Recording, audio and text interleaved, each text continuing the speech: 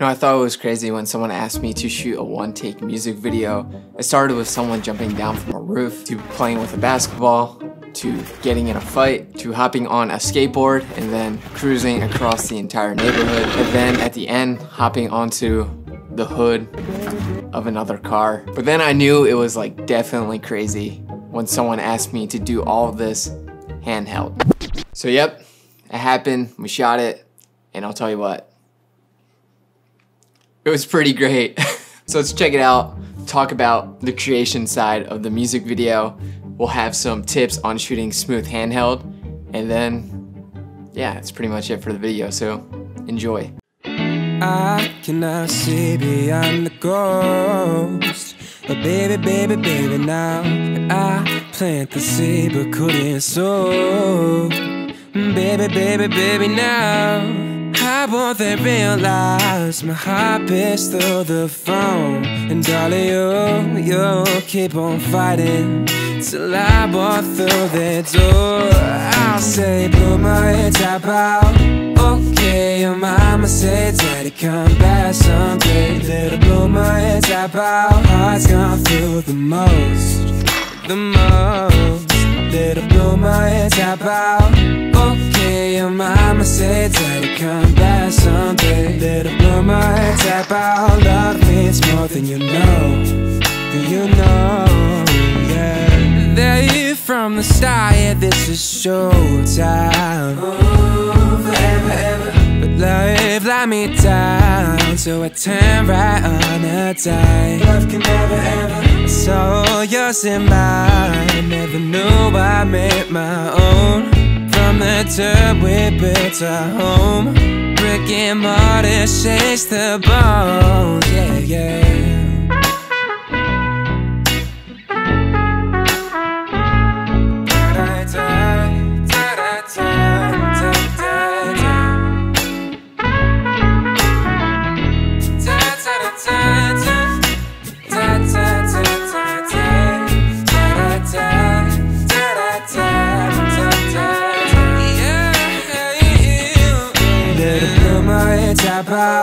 Okay, your mama said, daddy, come back someday. Little blow my head top out. Heart's gone through the most.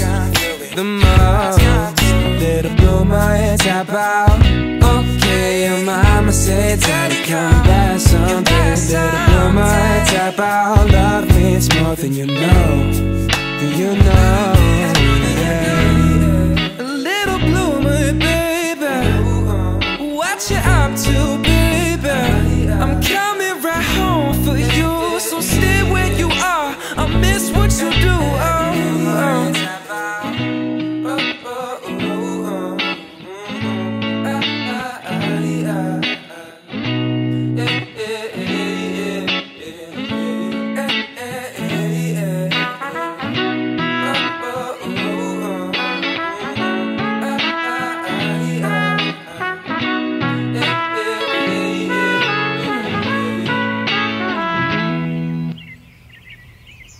So if you just watched that and were wondering, like most people who saw it already, how I went from walking with Noah to getting in front of him while he was on a skateboard, I literally jumped into a car that was like already kind of moving. So if you're familiar with my channel, you are familiar with Noah Guy and Noah Guy's music. He's an incredibly talented musician who I shoot a lot of music videos for because he's a really good friend of mine. So Noah came to me with this video idea for his new single, Lil Bloomer. Because in the professional world, I usually am the cinematographer and the director of photography, and I don't usually direct things professionally. I was like, hey Noah, like this is your idea. Why don't you go ahead and direct it? So that's what we did. Noah directed it, I shot it. And his concept was to roll on a one-take video, all handheld. And even though I thought it was crazy, being his director of photography, my job was to take his ideas and his vision and put it into visual format. So to be totally transparent, we really didn't do a ton of pre-production on this one, which is absolutely insane for doing a one-take music video with as many variables as this one had. So I showed up at Noah's childhood house with him one afternoon We planned everything out for like an hour, and then when the sun was just right, we took a couple tries at it, and the version that you saw was literally the second try that we got it on. And we could have used the first, but we were like, yeah, let's just like roll on another one for safety, and ended up getting an even better one on the second try. So as I mentioned, this was Noah's concept and Noah's idea, and it's his song. So what better way to have someone talk about the concept of the music video than to have the lovely, talented, super incredible human being Noah Guy talk about it himself. So ladies and gentlemen, I present to you Noah Guy.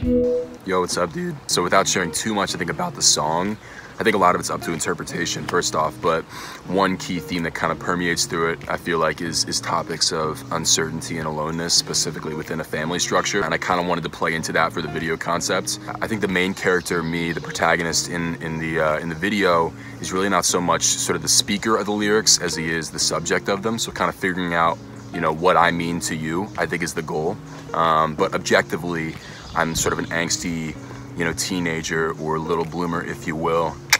No pun intended. Yeah, I think you know, egging property and causing a ruckus. I thought the eggs as a motif or symbol or whatever was kind of, you know, the grade A example, if you will, of showcasing that behavior. Grade A eggs, again, I'm killing it. Besides that, I'm really just a sucker for you know, handheld camera and one takes. I think those two things, I always just sort of gravitate towards those, and I think that it was perfect. You know, the shakiness and the rawness that creates, the home video style quality, is kind of really important for, I think, sort of talking about that ambiguity and that uncertainty that's going on in the song. A lot of the movements, I was really trying to time a lot of my, like, you know, catching the basketball in my hands or popping the skateboard, time those movements with some of the beats and rhythms in the song to sort of help create that movement throughout the video, but also sort of make it seem like it's this sort of mystical kind of La La Land type musical world.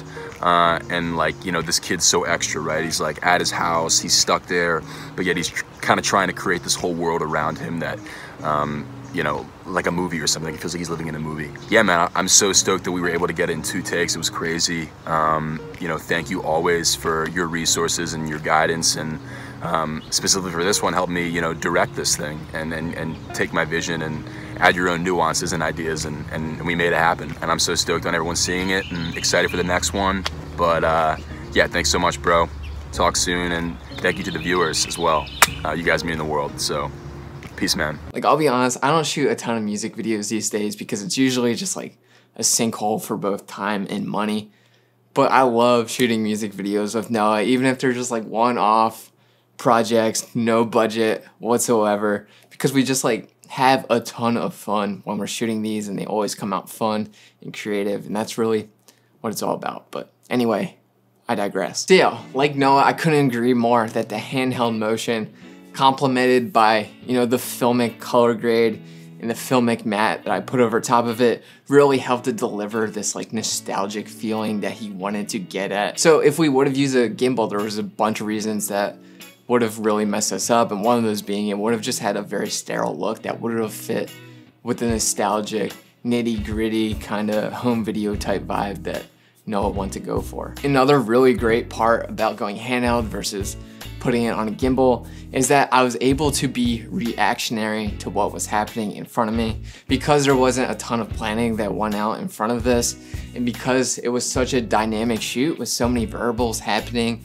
at different times. It was so much better for me to just be reactionary and, you know, get my lens on what felt right at certain amount of times. And that would have been a lot harder with the gimbal, because, you know, when you're operating gimbal, like it like rotates really slow and it doesn't always land where you need it to land. So being handheld, it really just feels like the camera's an extension of your arm, and you're really able to just like shoot what your mind is thinking and your eyes are seeing. Like, for example, after Noah got in that little tussle with his brother, then hopped on his skateboard and skated away, you could see Noah leaves frame. And that wasn't planned. That was just because as I was hopping into the back of the car, I couldn't get the camera around to try and find Noah.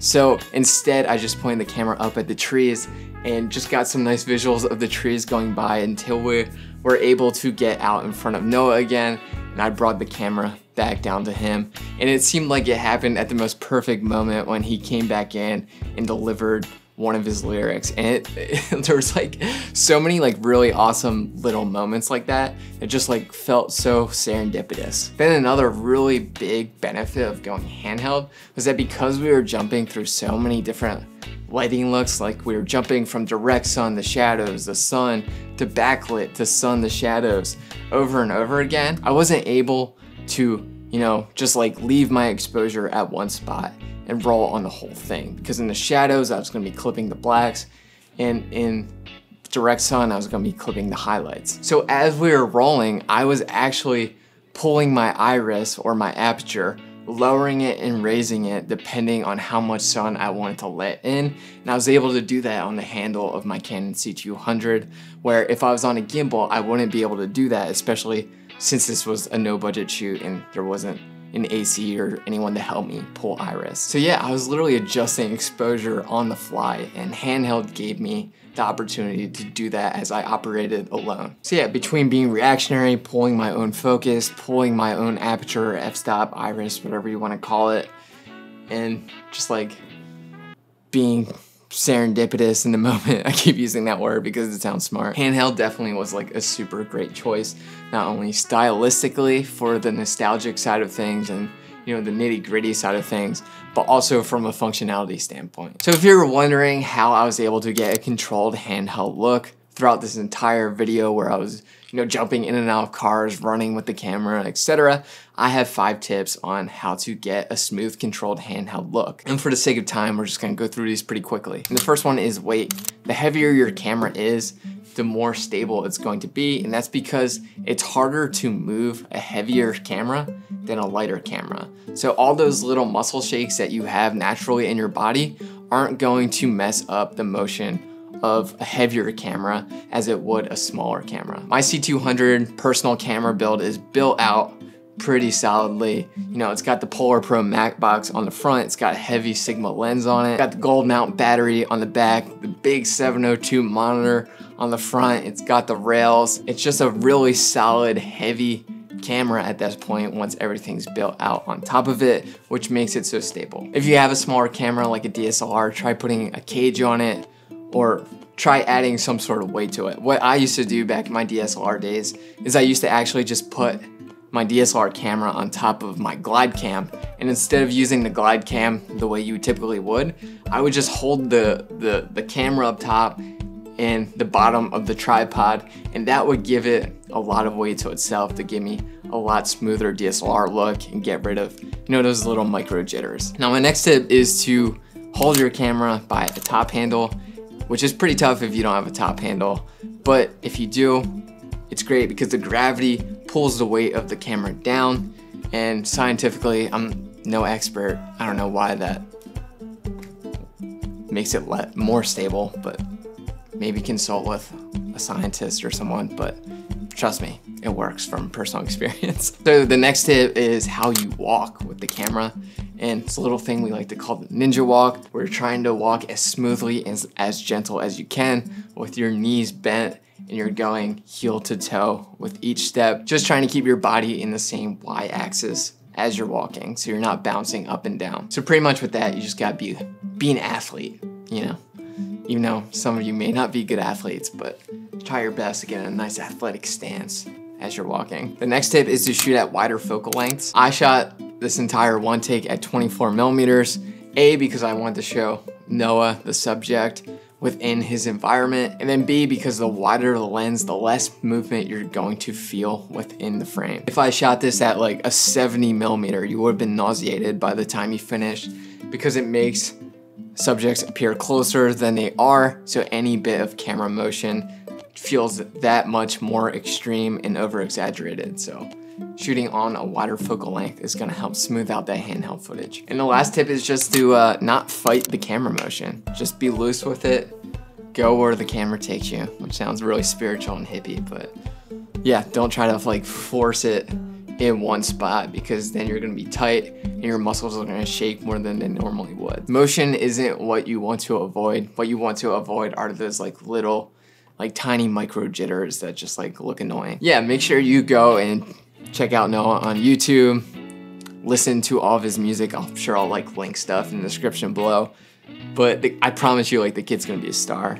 And he's also just a great person. So yeah, if you could support him for me, I'd really appreciate that. Thanks as always for spending time with me, and I love you.